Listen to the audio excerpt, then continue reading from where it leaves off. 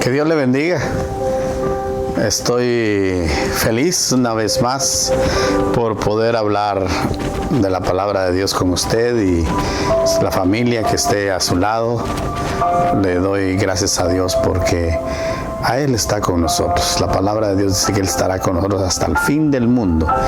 Y lógico pues es de que todavía no es el fin del mundo, aunque ya estamos viendo cosas que nos pueden percibir de que la venida del Señor está pronto.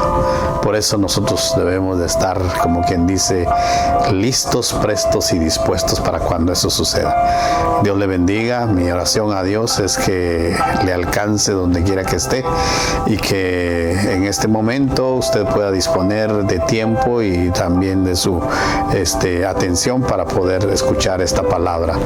Mis saludos a los hermanos de la Iglesia Manuel y a usted, mi hermano, mi hermana que está también comunicándose o está poniendo atención a este mensaje.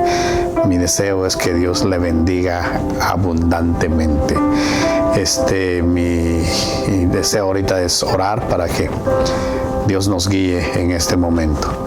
Dios eterno, a ti te hablamos, te rogamos en esta oración de que seas tú quien guíe mi vida, mis pasos y especialmente este momento para que la palabra que voy a dar caiga, Señor, en buena tierra y dé buen fruto, Padre, fruto que abunde de tal manera de que aquellas almas que estén en un momento difícil puedan recobrar el compromiso y el deseo de estar en tus caminos, Padre. El tema que traemos hoy, Señor, está reflejado en cada una de nuestras vidas y es importante que lo toquemos para poder hacer cambios que sean dignos de arrepentimiento. Gracias te doy por este momento, mi Dios, y pido también, Padre eterno, por aquel que esté pasando por una dificultad grande, una dificultad que para él es imposible de resolver. Tú que eres el Dios de los imposibles, a ti te hablo, mi Dios, para que seas tú controlando, para que seas tú tomando, Señor, el poder y la vía de cada uno de estos hermanos que esté pasando por alguna dificultad en este momento. Tu palabra lo dice y lo creemos, que así como es nuestra fe, así será hecha, y por eso te damos la gloria, la honra a ti y solamente a ti. En el nombre de Cristo Jesús, amén y amén. Que Dios le bendiga de nuevo, y hoy vamos a hablar, como le decía, de un tema que nos atañe a todos, y es aquel que muchas veces lo tenemos, pero lo queremos esconder en nuestro diario vivir, y es lo relacionado a la tentación. ¿Quiénes han sido tentados? Te aseguro que todos hemos pasado por una circunstancia de la cual nos podemos recordar en este momento, y posiblemente algunos están en ese momento de estar siendo tentados. Por lo tanto, le pido en el nombre de Dios que le ponga atención a este mensaje. Y empezamos diciendo ¿qué es la tentación? Dice que es el deseo de realizar una acción agradable momentánea, pero que es dañina a largo plazo. También es el impulso de hacer o tomar algo que nos atrae, pero que va a resultar inconveniente para nuestras vidas. Por ejemplo, a los que conocemos la palabra de Dios, allá en el capítulo 1 del libro de la Biblia, en Génesis, el capítulo 39, habla de la historia de José. Los que hemos escuchado de José, nos podemos recordar que fue tentado por la mujer de Potifar, pero dice que José no quiso pecar contra Dios, y ¿qué hizo? Dice que corrió. Muchas veces para vencer hay que huir. Y eso no es de cobardes, al contrario, es de personas valientes. Muchas guerras se han ganado por huir y no enfrentar al enemigo. Por lo tanto, esto es conveniente en ciertas circunstancias. Cuando hablamos de la tentación, el apóstol Santiago en su carta nos enseña a asumir nuestras responsabilidades delante de Dios en medio de las pruebas y de las tentaciones. Él deseaba corregir el error que estaba presente entre los hermanos a los cuales le dedica esta carta. Y él dice que en medio de las pruebas y las tentaciones, las personas deben de asumir su responsabilidad. Y esto está para todos y cada uno de nosotros en la actualidad. Por lo tanto, le invito a que leamos esta palabra que está en Santiago capítulo 1, verso 13 al 15, donde habla precisamente de lo que es la tentación y cómo es que ésta se da. Dice la palabra así de esta manera, versículo 13: cuando alguien es tentado, no diga que es tentado de parte de Dios, porque Dios no puede ser tentado por el mal, ni él tienta a nadie. El verso 14 dice: sino que cada uno es tentado cuando de su propia concupiscencia es atraído y seducido. Y el verso 15 dice: entonces la concupiscencia, después que ha concebido, da a luz el pecado, y el pecado, siendo consumado, da a luz la muerte.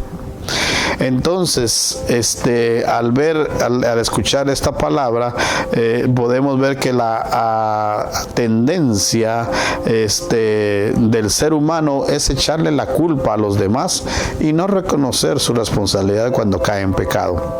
Algunos le echan la culpa, como decía, a los demás, otros le echan la culpa al diablo, a Satanás, otros inclusive se toman el abuso de echarle la culpa a Dios y se atreven a decir: si Dios tiene todas las cosas bajo el control de Él, entonces es Dios el que me puso en esta tentación, y por lo tanto, si yo peco, es la culpa de Dios.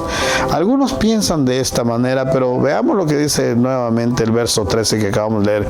Dice que cuando alguno es tentado, no diga que es tentado de parte de Dios. ¿Por qué? Hay dos razones fundamentales para esto. En primer lugar, porque por la causa de la naturaleza de Dios, y lo acabamos de leer, dice que Dios no puede ser tentado por el mal. Y segundo, es porque Dios es santo, todo su ser es santo, y por lo tanto no hay nada que pueda atraer a Dios al pecado. No hay en él debilidad en caer en la tentación. Por lo tanto, no es él el que nos conmueve al pecado, ni él es tentado tampoco. Así que cuando caigamos en la tentación, lo mejor que podemos hacer es reconocer que somos responsables de nuestro pecado, reconocer que son por las propias concupiscencias, o sea, los pensamientos que hay en nuestra mente, en nuestros corazones, y que hay deseos pecaminosos aún dentro de nosotros, y son los que nos llevan a caer en la tentación. La tentación en sí no es lo mismo que cometer o hacer el pecado.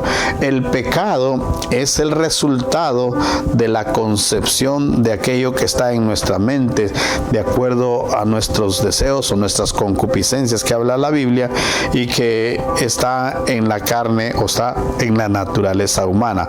Esto quiere decir que cometer pecado es algo que yo elijo, y el pecado no se puede llevar a cabo sin mi consentimiento. Por lo tanto, soy yo, es usted, los que somos responsables de caer en la tentación.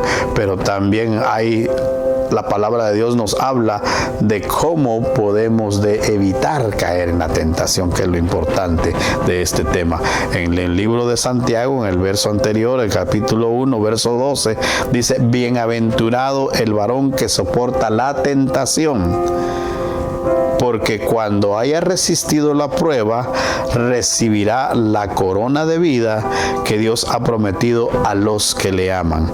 O sea que aquel que soporta de la tentación es aquel hombre, aquella persona, aquella mujer que nunca ha dejado de confiar en Dios. El que persevera en medio de las circunstancias. Al verdadero creyente es aquel que, a pesar de las pruebas, él permanece en las cosas de Dios, y él reconoce que Dios lo va a sacar de esa prueba.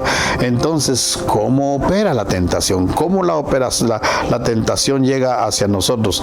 El proceso comienza en nuestra mente. Aunque sea imposible de impedir que entren a nuestra mente los malos pensamientos, sí podemos decidir desecharlos. Uno de los engaños más grandes del diablo es convencernos de que experimentar los placeres del pecado o o nuestras fantasías no son pecado en realidad, pero porque decimos solo lo hemos pensado, solo lo hemos vivido mentalmente y no lo hemos ejecutado. Pero ¿qué dice Dios al respecto? Mire lo que dice Mateo 5, 27 y al 28, cuando habla Jesús con respecto a estar en adulterio. Y dice el verso 27, oíste que fue dicho, no cometerás adulterio, le dice al pueblo que estaban escuchando. Y en el verso 28 dice, pero yo os digo que cualquiera que mira a una mujer para codiciarla, ya adulteró con ella en su corazón. Esto quiere decir que aún los pensamientos, cuando nosotros le damos tregua, cuando nosotros no le damos tregua, cuando nosotros seguimos adelante, entonces eso es lo que provoca que pequemos. Por lo tanto, debemos de entender y reconocer que somos nosotros los que tenemos estos pensamientos pecaminosos. Esos pensamientos inofensivos muchas veces se convierten después en una pasión ardiente que ansía ser satisfecha. Y hay un solo paso entre unir el deseo y la acción, la cual a todos nosotros nos parece que lo podemos dominar, pero déjeme decirle que tarde o temprano vamos a caer y entonces cederemos al pecado. ¿Por qué? Porque la oposición con tanto estar llegando desaparece y caemos en pecado. Por lo tanto, todas las tentaciones siguen un mismo modelo. ¿Cuál es? El primer paso, Satanás identifica un deseo dentro de ti, un deseo que no es agradable a los ojos de Dios, o sea, un deseo pecaminoso. Por ejemplo, el deseo de la venganza o el deseo de manipular a otros, hacer lo malo. Cuando Satanás identifica esos deseos en nosotros, es cuando él sugiere un pensamiento. O sea que es cuando Satanás empieza la tentación en nosotros y nos hace que pensemos que debemos de hacer lo malo. Entonces, por lo tanto, la tentación empieza en la mente. El segundo paso, empieza la duda. Satanás trata de conseguir que dudes todo lo que Dios habla con respecto al pecado. Y te dicen, realmente no es malo, son pecados pequeñitos. No será, tal vez decimos nosotros, que Dios dijo que lo que Dios dijo será para otra época, no es para nosotros. O algunos dicen, ¿o será que Dios no quiere que yo sea feliz? Déjeme decirle, el deseo de Dios es que seamos felices completamente, pero conforme a las bendiciones que Él nos da. El tercer paso es el engaño. Por ejemplo, Satanás te va a decir, no vas a morir, vas a salirte con la tuya, nadie lo sabrá, resolverás tus problemas, además todos lo hacen. Alguno te va a decir, la voz te va a decir, es un pecado pequeño, y entonces tener un pecado pequeño, mi hermana que me está escuchando, es como quedar embarazada con un poco. Pero déjeme decirle que la evidencia con el tiempo se da. Por lo tanto, no hay pecado pequeño. Pecado es pecado. En Génesis capítulo 3 podemos ver claramente cómo la serpiente, o sea, Satanás, tentó a Eva, cuestionándola y cambiando lo que Dios le había dicho, engañándola, mintiendo, mezclando la verdad con la mentira, ofreciéndole cosas atractivas a cambio. El diablo tiene muchas artimañas y a cada uno le va a tentar según su debilidad. ¿Cuál es la suya? Usted la conoce. Por lo tanto, es que hay que evitar caer en desobediencia. En el capítulo 3 siempre de Génesis, cuando hablando de la mujer, dice que cuando la mujer vio que el árbol era bueno para comer, que era agradable a los ojos, que era árbol deseable y que se podía alcanzar la sabiduría, dice que tomó del fruto y comió. Y también se lo dio a Adán, su marido. Y ambos comieron, a pesar de que Dios les había dicho claramente que no comieran del fruto de ese árbol. Entonces, en el Edén había muchos árboles, muchas cantidades de frutas, y solo había uno que el Señor les había pedido que no lo comiesen. No porque Dios fuera envidioso o no quisiera, sino que quería ver hasta dónde ellos iban a ser obedientes a su llamado. Pero lamentablemente fallaron a ese propósito. Entonces, usted y yo, ¿cómo debemos de vencer la tentación? Ese es el punto fundamental de este mensaje. La tentación, como le dije hace un momento, no es pecado. El pecado se da cuando tomamos la decisión de hacer lo malo o lo que pensamos, ¿verdad? Entonces, ¿qué hay que hacer? Debemos de identificar qué es lo que te tienta y prepárate. ¿Cómo? Evitando esas circunstancias, evitando a estas personas, evitando esos momentos que es pedir, Señor, pedirle ayuda a Dios también. Dios quiere que le pidamos ayuda para superar la tentación, y algunas veces esas oraciones deben de ser oraciones de emergencia, porque la tentación está ahí. No te avergüences de pedirle a Dios ayuda, porque la misma tentación puede estar una y otra vez. No te avergüences de pedirle a Dios una y otra vez. ¿Sabes por qué? Porque Él está interesado en cuidarte, Él está interesado en quitarte todo lo que nos hace daño. Hebreos capítulo 4, verso 14 al 16 habla precisamente de cómo es que nos podemos acercar al Señor, y dice de esta manera: por lo tanto, teniendo un gran sumo sacerdote que traspasó los cielos, Jesús el Hijo de Dios, retengamos nuestra profesión. El verso 15 dice: porque no tenemos un sumo sacerdote que no pueda compadecerse de nuestras debilidades, sino uno que fue tentado en todo según nuestra semejanza, pero sin pecado. Entonces el verso 16 dice: acerquémonos pues confiadamente al trono de la gracia para alcanzar misericordia y hallar gracia para el oportuno socorro. Por lo tanto, mis queridos hermanos, cuando estemos pasando por una tentación o por algo que nos va a traer consecuencias desagradables, pidamos la ayuda de Dios, pongámonos en oración y digámosle al Señor claramente lo que nos está afectando, y Dios es el Dios todopoderoso, y para él nada hay nada imposible. Entonces, ¿qué te quiero decir? Satanás no puede obligarte a hacer nada. Él solo puede darte sugerencias. Él conoce cuáles son tus debilidades y por ahí puede caer. Por lo tanto, como te dije hace un momento, evita llegar a esos lugares o evita esas amistades que te llevan a caer en el pecado. Y quiero decirte también que en capítulo 4 de Santiago, versos 7 y 8 dice: someteos pues a Dios, resistid al diablo y huirá de vosotros. Acercaos a Dios y Él se acercará a vosotros. Pecadores, dice, limpiad las manos, y vosotros los de doble ánimo, purificad vuestros corazones. ¿Qué dice? Dice resistid al diablo, pero no podemos resistir al diablo si no andamos conforme a su voluntad, conforme a la voluntad de Dios, perdón. O sea, pues, de que primero el verso 7 dice: someteos pues a Dios. ¿Qué quiere decir someterse a Dios? Quiere decir tomarlo a Él como nuestro Señor y Salvador y obedecerle en todo lo que Él nos manda en su palabra. Entonces, cuando estamos caminando conforme a la voluntad de Dios, entonces sí podemos enfrentar al diablo, podemos resistir al diablo, y estamos conscientes y seguros que huirá de nosotros. Por lo tanto, acerquémonos a Dios cada vez que estemos pasando por alguna prueba, cada vez que estemos pasando por alguna tentación. ¿Qué le quiero decir? Las pruebas nos ayudan a crecer espiritualmente, nos ayudan a tomar decisiones que demos frutos dignos de arrepentimiento. Por lo tanto, yo te quiero invitar a que tomes la decisión y di conmigo estas palabras: estoy decidido a cambiar, estoy decidido a dejar de estar cayendo en la tentación, porque Dios está conmigo. ¿Y cómo se hace esto? Él desea, Jesús, Dios desea que usted y yo tengamos cualidades, ciertas cualidades bien importantes en nuestra vida, y que estas cualidades nos asemejen al carácter de Cristo Jesús. ¿Y cuáles son estas? Son los frutos del Espíritu Santo.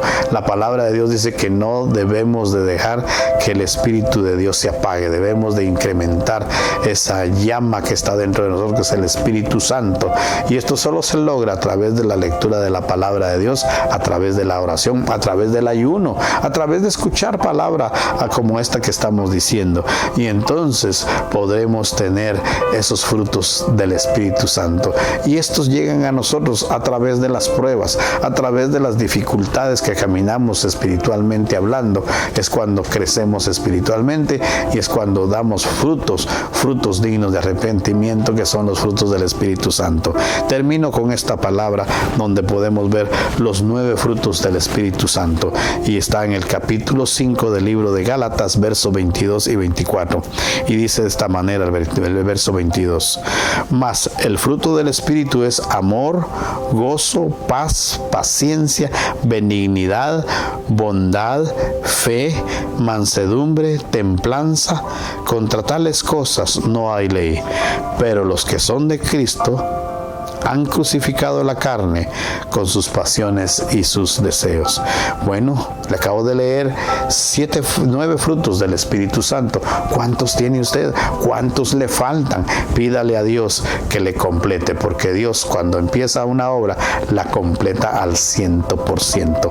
Por lo tanto, mi consejo es que si usted es tentado o ha sido tentado o está siendo tentado, pida la guía a Dios, pídale perdón a Dios, sométase al señorío de Dios, pero sobre todo, hable con Dios y dígale que sea Él el que tome las decisiones por usted. Porque cualquier decisión, por muy rara o muy fea que veamos de parte de Dios, es la mejor decisión para nosotros. Que Dios le bendiga. Quiero terminar con una oración con usted. Padre eterno, yo te pido, Dios mío, que aquellos hermanos, aquellas hermanas que han escuchado este mensaje y que están en este momento, mi Dios, en un proceso de tentación, que están ya a puntos a tomar la decisión de caer en el pecado, mi Dios, yo te pido que en este momento tu Espíritu Santo les redarguya y les haga entender y reconocer que posiblemente un momento de felicidad, un momento de sentir algo agradable puede convertirse en muchos meses, muchos años de lamentos. Señor, yo te pido que tu Espíritu Santo controle a estas vidas y que ellos puedan someterse a tu señorío para que salgan adelante y no vuelvan a caer en la tentación. Señor, en ti confiamos, porque tu palabra dice que no hay nada imposible para ti y nosotros lo creemos. Padre eterno, en el nombre de Cristo Jesús te lo pedimos y lo recibimos. Amén y amén. Que Dios le bendiga. Nos vemos la próxima vez.